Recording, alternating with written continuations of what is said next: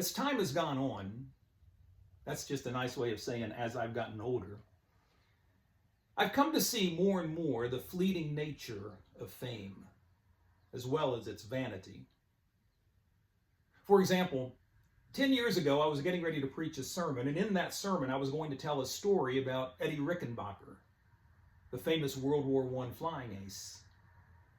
And as that Sunday was approaching, I asked a number of people if they knew who Eddie Rickenbacker was. And most of the people that I talked to couldn't tell me.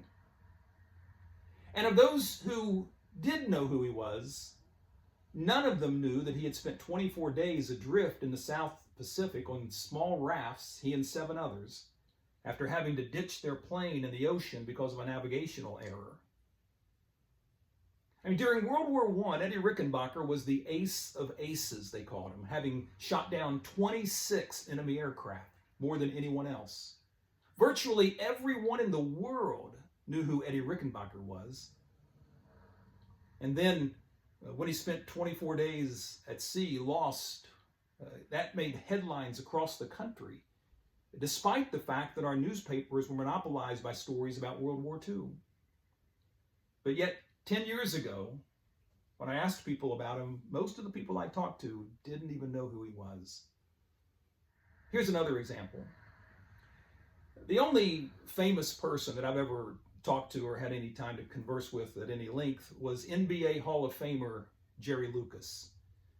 When I was an associate pastor in Newton Falls, Ohio in 1992, through an odd twist of circumstances, I was able to invite him to come to our church one weekend. He had a last-minute cancellation. And the senior pastor, Austin Sowers, was out of town, so I took advantage of that. And so Jerry Lucas came to our church and spoke on Sunday morning. Cindy and I got to take him out to lunch afterwards, which was a great treat. And he also spoke Sunday night, and he had asked me, since he was going to be there all weekend, to arrange some other opportunities for him to speak in the community. And so on Monday morning, I had talked to the school principal at Newton Falls High School and set him up a speaking engagement there.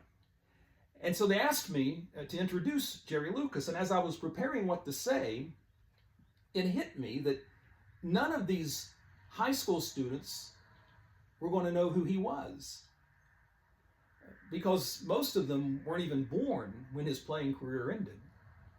You see, Jerry Lucas was one of the most elite high school basketball players ever produced in Ohio.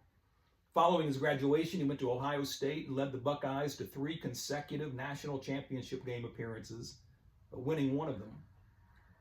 And everyone in Ohio, and of course any basketball fan even, would know who Jerry Lucas was. But I realized that Monday that most of these students would have no idea. And so I had to kind of set up how big he was back in the day. It's interesting because so many in our world clamor for fame. They want to be known.